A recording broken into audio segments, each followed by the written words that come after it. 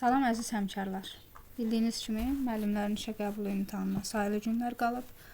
Buna görə də öz sahəm olan ibtidai sinif üzrə imtahana gedəcək müəllimlərə bir neçə mövzu ilə bağlı söhbət etmək istəyirəm. Deməli, bildiyiniz kimi ARTI tərəfindən 2025-ci il MİQ imtahanında düşə biləcək mövzuların çərçivə sənədi paylaşılıb. İndi isə ibtidai sinif üzrə olan çərçivə sənədində olan mövzulara baxaq. Deməli, birinci məzmun xəttimiz oxu məzmun xəttidir. Oxu məzmun xəttinə uyğun nələr düşür? Mətn üzrə iş düşür.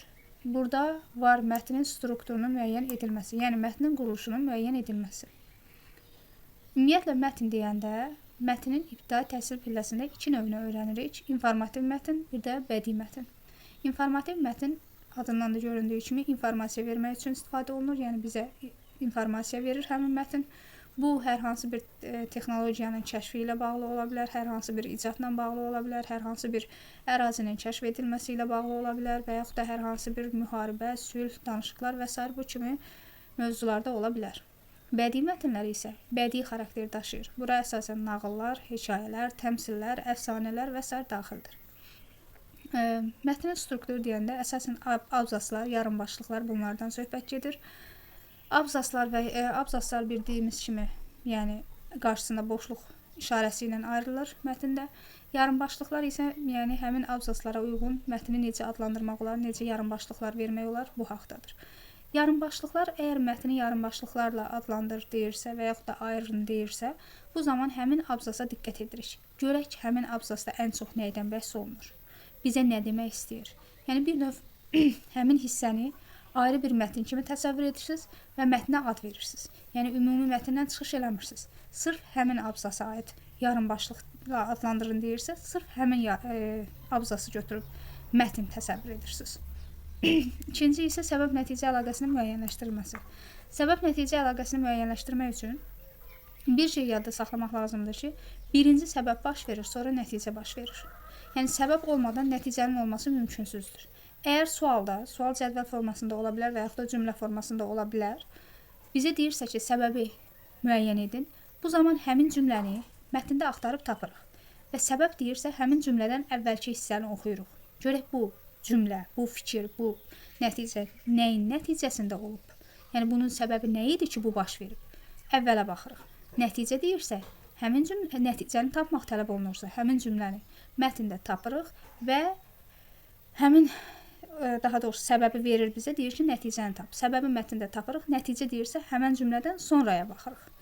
Yəni, bunu yadda saxlayırıq. Səbəbi tapmaq üçün cümlədən əvvələ, nəticəni tapmaq üçün cümlədən sonraya baxmaq lazımdır.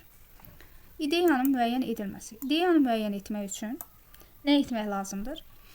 İdeyanı müəyyən etmək o deməkdir ki, mətndə ən çox nəydən bəhs olunur? Və müəllifin mətni yazmaqda bizə nəyə çatdırmaq istəyir? Məqsədi nədir? Bax, budur ideya.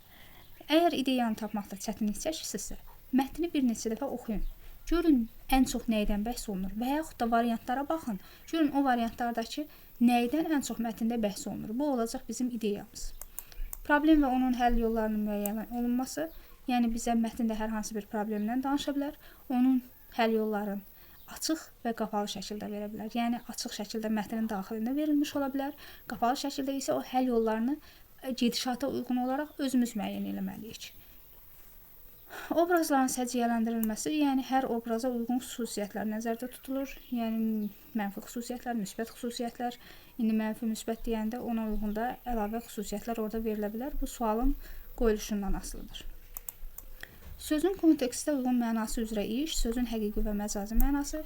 Bildiyimiz kimi sözün həqiqi mənası real mənasıdır. Sözün məcazi mənası isə bir növ yalançı mənasıdır, uydurma mənasıdır. Sözün semantikası, onun yaranması, hardan əmələ gəlməsidir, quruluşudur və s. Sonra sözün kontekstə uyğun mənası üzərində işləyirsə, kontekst yəni mətnə uyğun, mövzuya uyğun üzərində işləyir. Siz bu zaman həmin sözün, variantda eyni sözün, bir sözün variantlarda müxtəlif cür mənası ola bilər və hamısı həmin sözü əvəz eləyə bilər. Və yaxud da bir neçəsi əvəz edə bilər. Bu zaman siz tərəddüd içində qala bilərsiniz ki, bunlardan hansını seçməliyəm? O zaman həmin variantlarda verilən sözləri gətirin mətndə o sözün yerinə qoyun, işlədin. Görün hansı variantdakı sözü mətndə o sözün yerinə qoyub işlədəndə mətnin mənası dəyişmirsə, cümlənin mənası dəyişmirsə, doğru variant həmin variant olmuş olacaq. Və yaxud da sualı tərsinə qoya bilər ki, hansı sözü tutaq ki, bu sözün yerində işlətmək olmaz. Bu zaman orada yenə həmin variantları qoyursunuz mətndə o sözün yerinə. Cümlədə hansı cümlənin mənası, hansı söz cümlənin mənasını dəyişirsə, o sözü seçirəm. Sualın qoyuluşuna fikir vermək lazımdır. Sonra ədəbi dilin normalarının, yəni nitq mədəniyyətinin yoxlanılması. Burada ədəbi dilin normaları demək olar ki, 10-cu, 11-ci sinif mövzulardır. Yəni bunu sizə sadə formada, yəni lap sadə formada verə bilər. İbtidai təhsil səviyyəsində, yəni nəzakətli ifadələr, nitq etiketləri və yaxud da cümlənin quruluşu, mübtəda, xəbərin yeri və s. bu qaydada verə bilər. Yəni çətin forması verilməyəcək. Sonra fikrin ümumiləşdirilmə bacarığının yoxlanılması, fikrin ümumiləşdirmə bacarığının yoxlanılması nəticənin çıxarılması deməkdir. Tutaq ki, deyək ki, mətni verib və bu mətndən hansı nəticəni çıxartmaq olar və yaxud da hansı nəticəyə gəlmək olar. Bu, sizin həmin mətndən nəticə çıxarma bacarığınızı, yəni fikri ümumiləşdirmə bacarığınızı yoxlamaq qaydasıdır. Yəni, fikri ümumiləşdirmə deyirsə, mütləq həmin mətndən nəticə çıxarmaq lazımdır. Yenə eyni qayda ilə, əgər hər hansı bir sualda çətinlik çəkiriksə, bu zaman variantlarda, belə deyək ki, variantlarda 4 variant olursa, bunlardan 3-ü oxşar, biri nisbətən fərqli olur. O nisbətən fərqlini biz seçməliyik. Yəni, bunun hər hansı bir mətnlə, sualla əlaqəsi yoxdur. Sadəcə ümumi olaraq bu test işləmə üsullarından biridir. Tutaq ki, hər hansı bir sualın cavabında tərəddüd edirsinizsə, bu zaman keçin siz suallar üzərində, daha doğrusu variantlar üzərində işləməyə başlayın. Variantlardan 3 dənəsi oxşar, biri fərqli olacaq, o fərqli olanı seçin.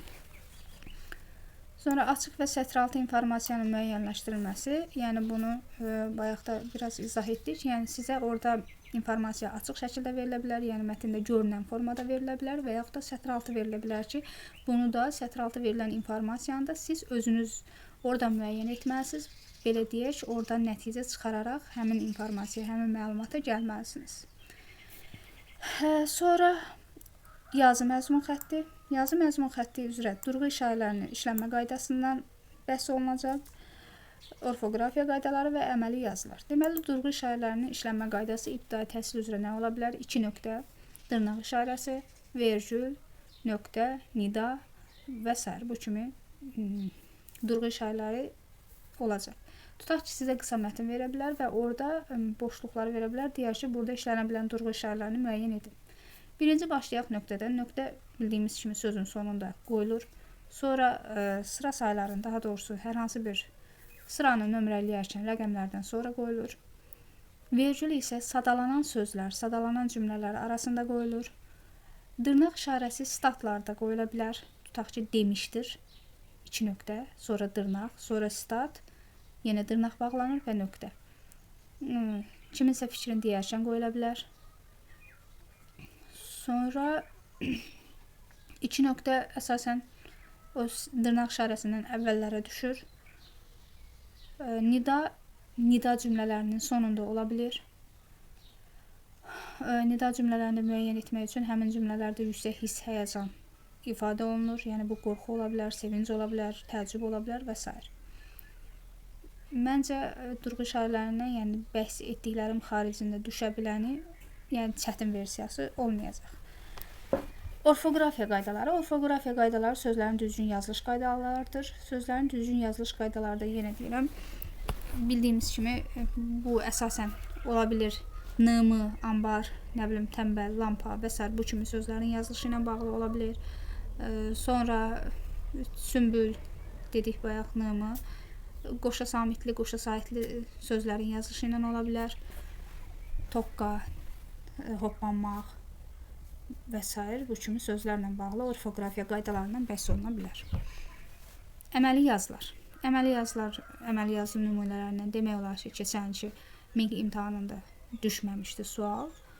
Ümid edirəm ki, bu dəfə də çox rahat versiyası düşə biləcək. Əməli yazı nümunələri, bura ərizələr, əsasən ibtidai təhsil səviyyəsində öyrədilənlər ərizə ola bilər, akt ola bilər və s. bu kimi əməli yazı nümunələri düşə bilər. Ehtimalı var, amma böyük ehtimal ki, düşməyəcək. Çünki daha çox bizdə ibtidai təhsil səviyyəsində yer verilir oxu, oxu məzmun xəttinə. Çünki oxuyub anlamanın üzərinə çox düşülüb və yazıda da əsasən orfoqrafiya qaydalarına fikir verilir.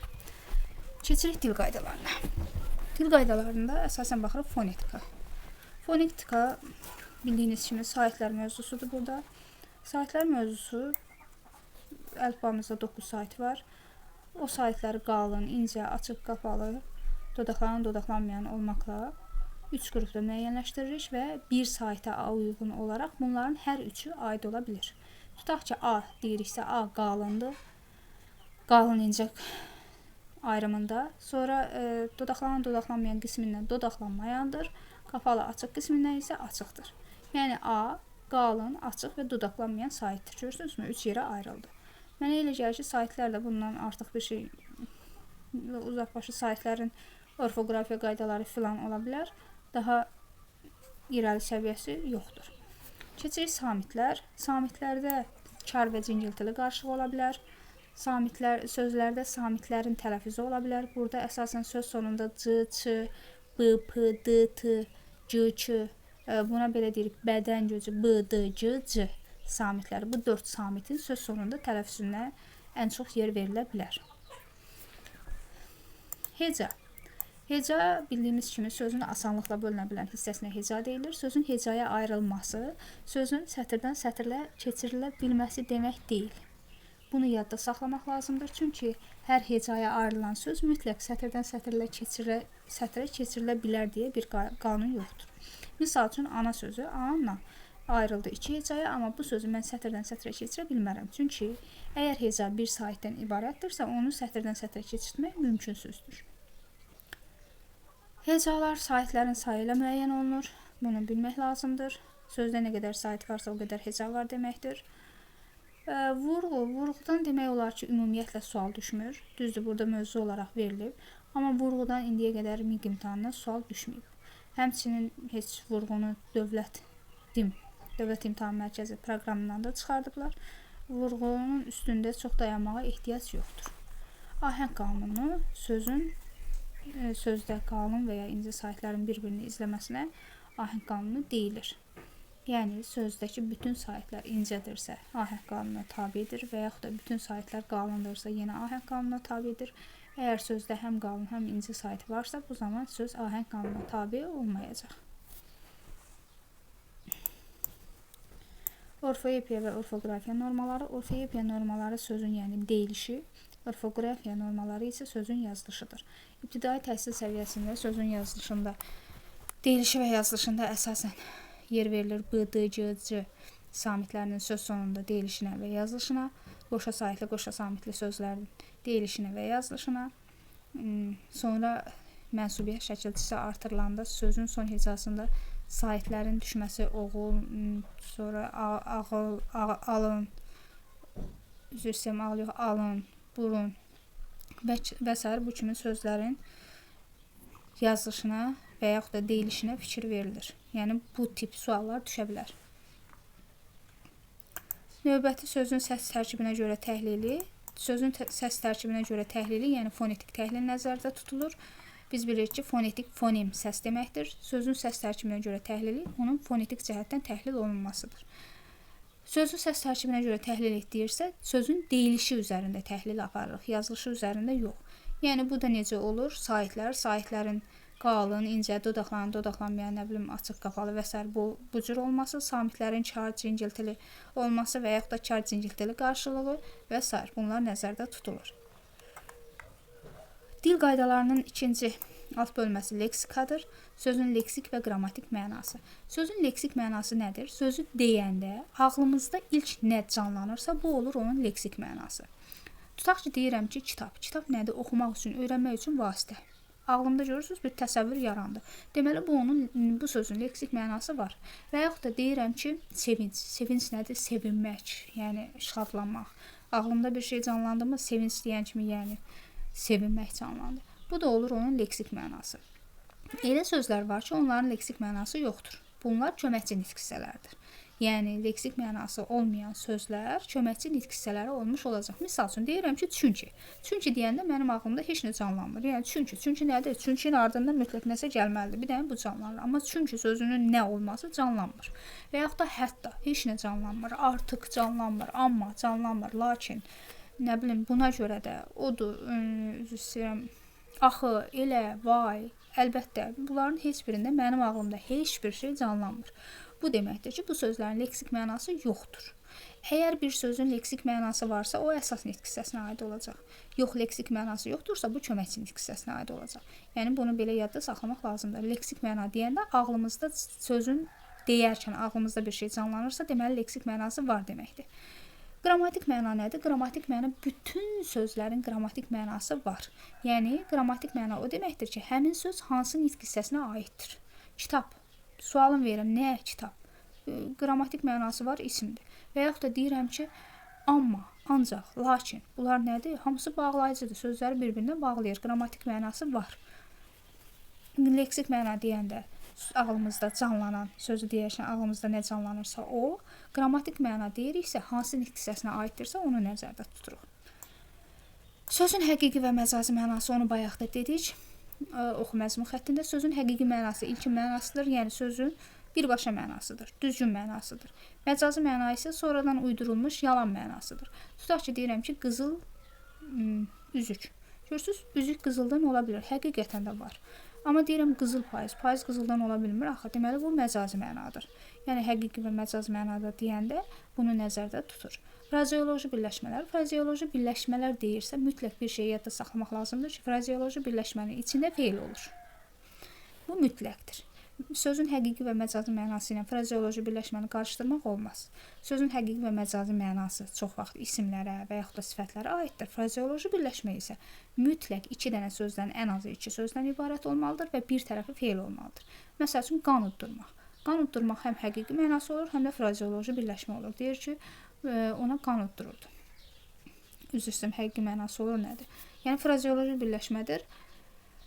Burada görürsünüz, kiməsə qan uddurmaq mümkündür. Yəni qanı necə, nə qədər əzazlı ola biləsən ki, kiməsə qan uddurasan. Bu deməli uydurulmuş mənadır. Sadəcə zülm etmək anlamında olduğu üçün biz deyirik qan uddurmaq. Bu olur frazeoloji birləşmə. Və yaxud da deyirik ki, cin atına minmək. Cin atına minmək deyəndə görürsünüz bir tərəfi feildir və cinin atı olmur, axı biz cinin atına minək. Necə minə bilərik cinin atına? Buna görə də bu olur frazeoloji birləşmə. Gəlir təkmənalı və çoxmənalı sözlərə. Təkmənalı və çoxmənalı sözlər deyəndə, çoxmənalı sözlər deyəndə uşaqlar, üzr istəyirəm, həmkarlar. Təkmənalı sözlər, yəni bir dənə mənası var. Misal üçün, kitab. Kitabın sadəcə bir mənası var, ancaq kitabdır. Amma çoxmənalı söz deyəndə, o sözün həm həqiqi, həm də məcazi mənası nəzərdə tutulur. Misal üçün, biz öyrənmişik ki, omonim sözlər, yəni bir sözü deyirəm, onun bir neçə mənası olur. Bu olur omonim. Amma çoxmənalı sözlər, elə sözlər var ki, həm omonim ola bilir, həm də çoxmənalı ola bilir. Yəni, çoxmənalı söz deyirsə, sözün həm həqiqi, həm də məcazi mənası olmalıdır. Tutaq ki, dedik bayaq qızıl sözü. Qızıl sözü çoxmənalı söz saymaq olar. Həm həqiqi mənası var, həm məcazi mənası var. Sonra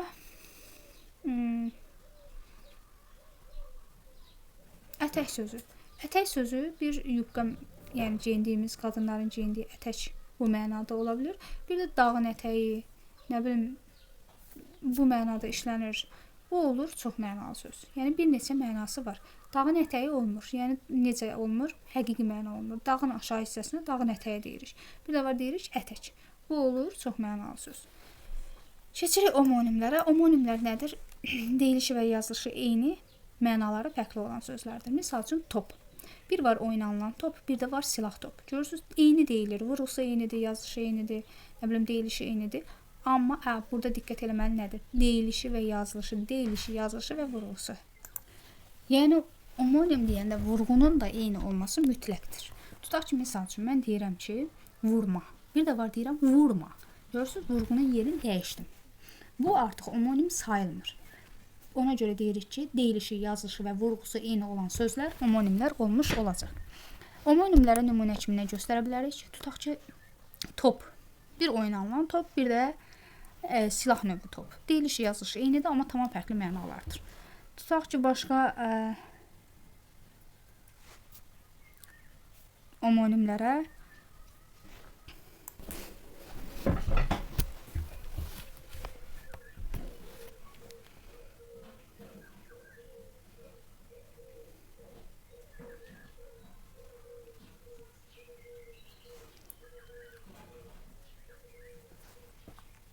tut. Nəyisə tutmaq. Bir də var meyvə tut. Saç, insanın saçı. Bir də var nəyisə saçmaq. Bir yerdən başqa istifadə, belə deyək, ətrafa saçmaq o mənada. Bunlar olur homonimlər. Sinonimlər isə deyilişi və yazılışı fərqli olsun, amma mənaları eyni olsun. Bir növ yaxın mənalı söz kimi də başa düşmək olar sinonimləri. Misal üçün göstərə bilərik ki, səma və yaxud da göy, yəni səma mənasında göy. Və yaxud demək olar ki, qəm. Buna sinonim qüssə və yaxud da qəm, kədər, sevinç, fərəh, şadlıq və s. Bunlar olur sinonimlər. Antonimlərə gələndə, antonimlər əks mənalı sözlərdir. Əks mənalı sözlər bildiyimiz kimi, yəni bir-birinin əksi olan sözlərdir. Mənə elə gəlir ki, antonimlər bu mövzulardan içində ən rahatıdır. Terminlər ixtisaslara, yəni hər hansı bir ixtisasa aid olan sözlərdir. Bu riyaziyyat sahəsinə aid ola bilər, Azərbaycan dili, informatika, təsvir, sənət, musiqi və s. bütün sahələrə aid terminlər var. Yəni elə sözlər var ki, həm termin, həm də adi söz kimi işlənə bilir. Bunu da bilmək lazımdır.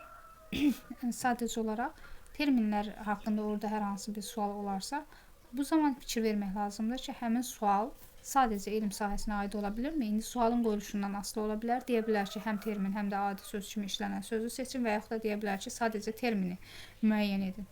Yəni buna əsasən siz gedişata uyğun suala cavab verə bilərsiniz. Sözün tərkibi, söz yaradıcılığı.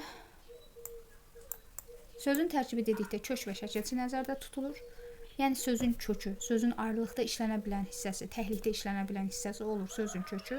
Sözün ayrılıqda, təklikdə işlənə bilməyən hissə olur şəkilçi. Yəni sözün tərkibi deyirsə kök və şəkilçidir. Şəkilçilər də iki yerə bölünür. Burada verib artıq leksik və qrammatik şəkilçilər. Əgər bir sözdən yeni söz yaratmırsa şəkilçi, bu olur leksik şəkilçi. Bir sözdən hər hansı bir yeni söz yaranırsa, bu olur, üzr istəyirəm, hər hansı bir söz yaradırsa olur leksik şəkilçi, hər hansı bir söz yaratmırsa olur qrammatik şəkilçi. Yəni bunlara diqqət etmək lazımdır. Qrammatik şəkilçilərə əsasən şəxs şəkilçilərə aiddir, hal şəkilçilərə aiddir, cəm şəkilçilərə aiddir, mənsubiyyət şəkilçilərə aiddir. Yəni bunlar hamısı qrammatik şəkilçilər sayılır. Leksik şəkilçilər də bildiyimiz kimi söz düzəldən, yəni sözdən yeni söz yaradan şəkilçilərdir. Sözün quruluşca növləri. Sözün quruluşca növləri deyəndə sadə, düzəltmə, mürəkkəb sözlər nəzərdə tutulur. Sadə sözlər, yəni sadəcə bir kökdən ibarət olan sözlərdir. Yəni o kökə şəkilçi artırıla bilər. Bu şəkilçi sadəcə qrammatik olar. Qrammatik olarsa da sadə sayılır o. Yəni bunu yadda saxlamaq lazımdır. Sadəcə tutaq ki, misal üçün kitab sözünü verib, bir də verib kitablar. Deyir ki, bunun hansı sadədir? Hər ikisi sadə sayılacaq. Çünki ora hər hansı bir ya mürəkkəb söz yaranmayıb orada və yaxud da hər hansı bir düzəltmə söz yaranmayıb. Ona görə də qrammatik şəkilçi artırlarsa sözə, bu söz sadə sayılacaq. Yəni leksikdən sonra qrammatik yox, sadəcə qrammatik şəkilçi artırlarsa bu söz sadə sayılır. Sonra keçirik düzəltmə sözlərə. Düzəltmə sözlərin mütləq bir sözdən yeni söz düzəlməlidir. Misal üçün kitab var, bir də var kitabxana, kitabçı. Görürsünüz, bunlar kitab sözündən yeni söz düzəlir və bu olur düzəltmə söz. Bir də var mürəkkəb sözlər, iki və daha artıq sözün birləşməsindən yaranan sözlərdir. Keçirik eyni köklü sözlərə. Eyni köklü sözlərdə demək olar ki, hər il MİQ sertifikasiya imtahanına düşən mövzulardan biridir. Burada nəyə diqqət etmək lazımdır? Sözün kökü. Eyni köklü sözlərdə sözün kökü mütləq eyni olmalıdır. Yəni eyni mənanı ifadə etməlidir. Tutaq ki, sizə sözlər verib, deyir ki, eyni köklü sözləri müəyyən edin. Variantın birində verilib gül, güllük, gülçü, güldan, gülmək və yaxud da belə bir şey də verilə bilər. İndi bu burada mən bu variantı eniş-köklü söz götürə bilmərəm. Güldan, gülçü, gülü də müəyyən qədər eniş-köklü saya bilərəm, amma gülmək onlarla eniş-köklü söz sayılmayacaq. Çünki gülmək insanın gülməsi nəzərdə tutulur, amma güldan, gülçü bunlarda bitki gül nəzərdə tutulur. Yəni bunlara diqqət eləmək lazımdır. Sözün başlanğıc forması deyəndə nə nəzərdə tutulur? Sözün qrammatik şəkilçiyə qədər olan hissəsi sözün başlanğıc forması sayılır. Burada istisna hal odur ki, dakı, dəki şəkilçisi qrammatik şəkilçidən sonra gələ bilər.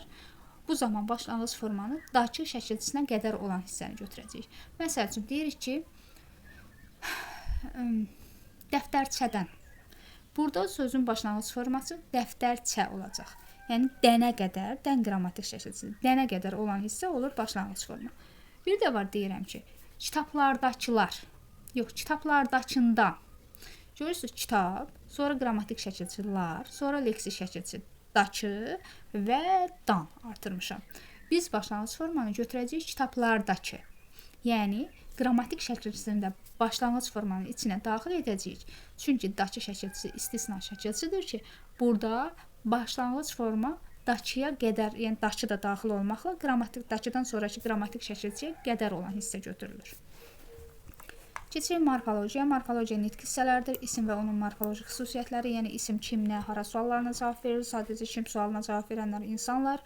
Hara sualına cavab verirsə yer mənası bildirir. Daşınmır, daşınması mümkünsüz yerlərdir. Bunlar hara sualına cavab verir. Nə sualına cavab verənlər isə canlı və cansız varlıqlardır. Sonra ismə aiddir konkret mücərrəd isimlər, toplu isimlər, tək isimlər, cəm isimlər. Bunları bilmək lazımdır. İsimlərin cümlə üzvü kimi çıxışı və s. Sifət, sifətin çoxaltma dərəcələri, azaltma dərəcəsi, sifətin çoxaltma, azaltma dərəcəsinin yazılış formaları və s. bunları bilmək lazımdır. Say dedikdə sayın növləri, həmin növlərə uyğun sayların yazılışı və s. bu nəzərdə tutulur. Əvəzlik dedikdə şəxs əvəzlikləri, qeyri-müəyyən əvəzliklər, sonra təyin əvəzliklər, əvəzliyin növləri nəzərdə tutulur. Feil və onun morfoloji xüsusiyyətləri deyəndə feili bilirik ki, feilin sualları, zamanları, feilin şəxsə və mənsubiyyətə görə dəyişməsi, mənsubiyyətə yox, şəxsə və zamana görə, şəxsə və zamana görə dəyişməsi, bunlar nəzərdə tutulur. Zərf və onun morfoloji xüsusiyyətləri, zərfin işlənmə yeri, zərf əsasən feilə aid olur, bunu nəzərdə saxlamaq lazımdır. Sifət sayı isə ismə aid olur, bunları da diqqətdə saxlamaq lazımdır.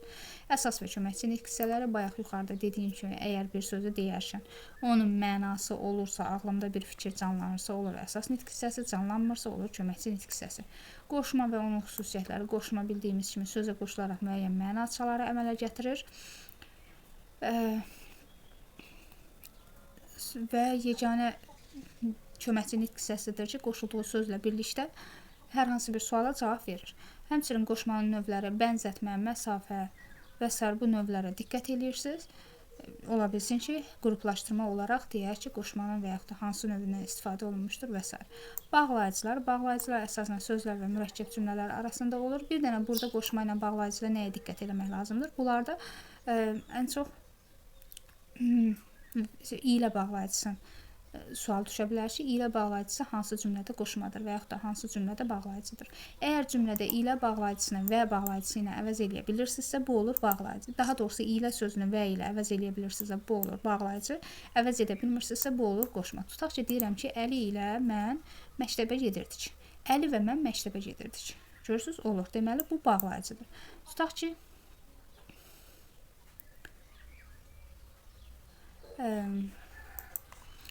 Akif ilə gedirəm. Mən axı burada deyə bilmirəm, Akif və gedirəm. Görürsünüz, alınmır. Deməli, belədirsə olur qoşma. Yenə deyirəm, ilə sözünü və ilə əvəz edə bilirəmsə bağlayıcı, əvəz edə bilmirəmsə qoşma olacaq. Keçdik ədata. Ədat bildiyimiz kimi sözün və yaxud da cümlənin təsir gücünü artırmaq üçün istifadə olunur. Ədatlardan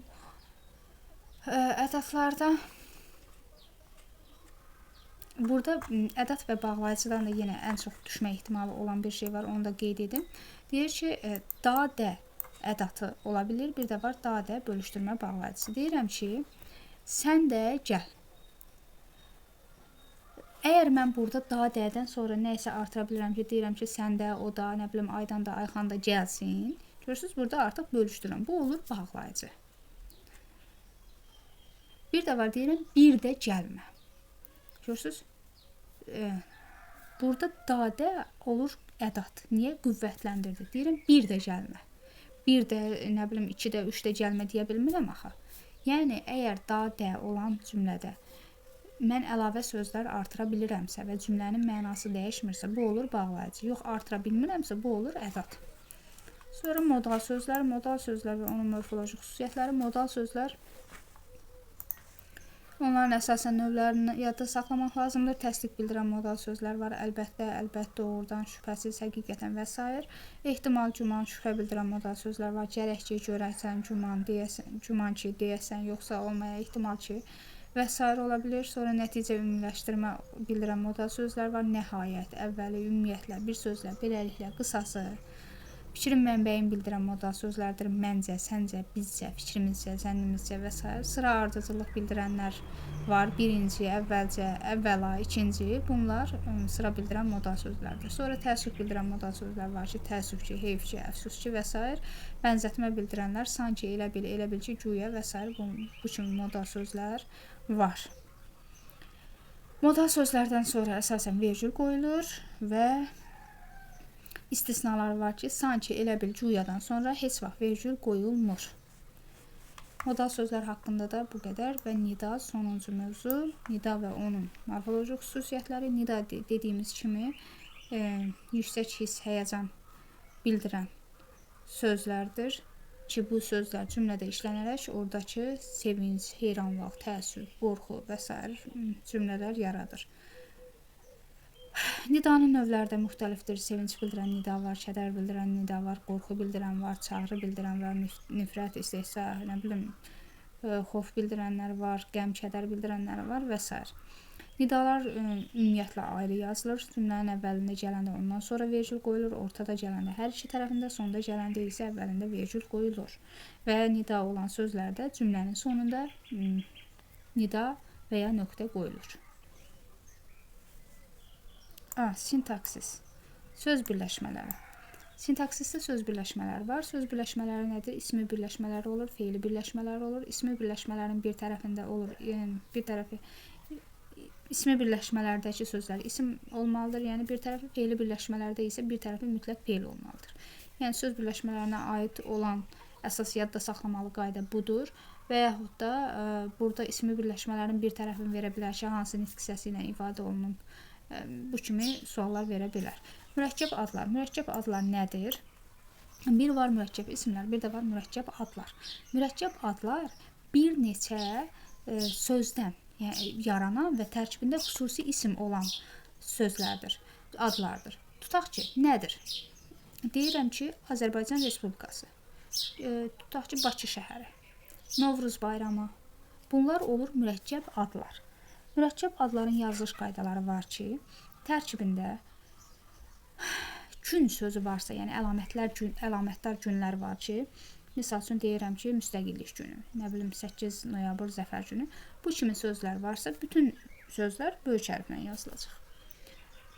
Rəqəm olanda, misal üçün deyirəm ki, 28 may, 28 rəqəmlə yazılırsa, may böyüklə yazılacaq. Yox, 28, 28, 20 sözlə yazılırsa, artıq orada mayı kiçiklə yazacağıq. Yəni, bu qaydalarda var. Sonra bir də var, deyirik ki, mürəkkəb adlardan misal üçün Əbdülrəhim bəy Haqverdiyev. Burada artıq bəy sözü kiçik yazılacaq, qalanları böyük yazılacaq. Azərbaycan Respublikası hamısı böyük yazılacaq. Və yaxud da dağ adları, yer adları, çay adları bunlar var. Misal üçün deyirəm ki, Kür çayı, Araz çayı, nə bilim, Qoşqardağ, Babadağ. Bunlarda birinci söz, yəni xüsusi isim olan hissəsi böyük yazılacaq, digərləri isə kiçik yazılmış olacaq. Keçirik cümlənin məqsəd və intonasiyaya görə növləri. Cümlənin məqsəd və intonasiyaya görə 4 növ var. Nəqli cümlə, sual cümləsi, nida cümləsi və əmr cümləsi. Burada əsas diqqət eləməli olduğumuz nədir? Nəqli cümlə məlumat vermək xarakterlidir. Sual cümləsi məlumat almaq və yaxud da hər hansı bir məlumatı təsdiq etmək xarakteri daşıyır. Nida cümləsi yüksək hiss, həyəcan bildirir və əmr cümləsi isə hər hansı bir xahiş, istək, əmr və s. bildirir. Nəqli cümlə sual cümləsi kimi işlənə bilər. Yəni bu qayda danılmazdır. Sonra nida cümləsi də nəqli cümlə kimi işlənə bilər. Bunu da bilirik. Yeganə əmr cümləsidir ki, digər cümlə növlərinin heç birini əvəz edə bilmir. Cümlənin baş və ikinci dərəcəli üzvləri burada mübtəda, xəbər, təyin, tamamlıq, zərflik bunlardır. Mübtəda, xəbər bildiyimiz kimi əsas yerlərdə olur və buna uyğun nələrə diqqət etmək lazımdır. Mübtəda kim, nə, hara sualına cavab verəcək. Əgər bir söz kimi, nəyi, kimdən, nədə, kimdən, nədən və s. suallarına cavab verirsə, bu olacaq tamamlıq. Haranı, harada, haraya, haradan və s. bu suallara cavab verirsə, olacaq yer zərfliyi. Yəni bu isimlərə aid olub cümlə üzvü yerində işlənmə qaydasıdır. Sonra keçirik xəbərə. Xəbər əsasən cümlənin sonunda gəlir, yəni bu dəyişmir. Xəbəri tapmaq çox rahatdır. Sonra gəlirik tamamlıq. Tamamlıq dedik ki, hara sualına ümumiyyətlə cavab vermir. Ondan başqa kim və nə sualının ismin hallarına görə dəyişmiş formalarının hansına cavab verirsə, olur tamamlıq. Əgər bir isim hara sualına cavab verirsə, hara deyəndə haranı, harada, haraya, haradan və s. suallara cavab verirsə, olur yer zərfliyi. Təyinə gələndə isə təyin ismə aid olur, yəni mübtədaya aid olur. Mübtədanı izah edir və yaxud da tamamlığı izah edə bilər. Necə sualına cavab verir. Əgər bir söz mübtədaya və yaxud da tamamlığa, yəni həmin sözdən sonra isim yoxdursa və yaxud da ismi izah etmirsə, feili izah edirsə, bu zaman təyin olmayacaq, tərzi hərəkət zərfi olacaq və yaxud da zərf olacaq. Zərflikçi olacaq cümlə üzvü olaraq. Cümlənin ilk baş və ikinci dərəcəli üzvlərində izah etdik və gəlirik sadə və mürəkkəb cümlənin fərqi. Sadə cümlədə bir mübtəda, bir xəbər olur və yaxud da burada istisna ola bilər ki, bir mübtədaya uyğun bir neçə xəbər ola bilər və yaxud da bir neçə xəbərə uyğun bir xəbərə uyğun bir neçə mübtəda ola bilər. Sadə cümlənin bir əsası olur. Yəni mübtədası xəbəri, mürəkkəb cümlə isə bir neçə sadə cümlənin birləşməsindən yaranır. Misal üçün deyirəm ki, bu gün hava soyuq, yağışlı, qarlı olacaq. Görürsünüzmü? Havaya aid nə deyirəm? Daha qarlıdır. Belə deyək, olacağı çıxardaq olar. Hamısı havaya aiddir. Soyuqdur, yağışlıdır, qarlıdır. 3 xəbər var. Üçü də havaya aiddir. Bu sadə cümlədir. Nə olsun ki, burada 3 xəbər var. Və yaxud da deyirəm ki, Ayxan, mən, Zəhra, Sadiq məktəbə gedirik. Görürsünüz? Hamımız bir neçə mübtədalar, hamısı bir xəbəri icra edir. Bu olur sadə cümlə. Amma indi deyirəm ki, axşam ildırım çaxdı, yağış yağdı, göy guruldadı, şimşək göründü. Görürsünüzmü? 4 dənə sadə cümlələri birləşdirmişəm. İldırım çaxır. Nə edir? Çaxır. Nə? İldırım. Özün mübtədası xəbəri var. Göy guruldayır. Nə edir? Guruldayır. Nə? Göy. Mübtədası xəbəri var. Nə bilim, şimşək göründü. Mübtədası xəbəri var. Yağış yağdı, mübtədası xəbəri var. Görürsünüzmü? Ayrı-ayrı 4 dənə cümləni birləşdirirəm və mürəkkəb cümlə yaradıram. Belə. Bu qədər. Hər kəsə uğurlar arzu edirəm. İmtahana getməmişdən öncə ümid edirəm ki, bu video sizin üçün faydalı olar və burada ümumiyyətlə test imtahanında diqqət eləməli olduğunuz məqam nədir?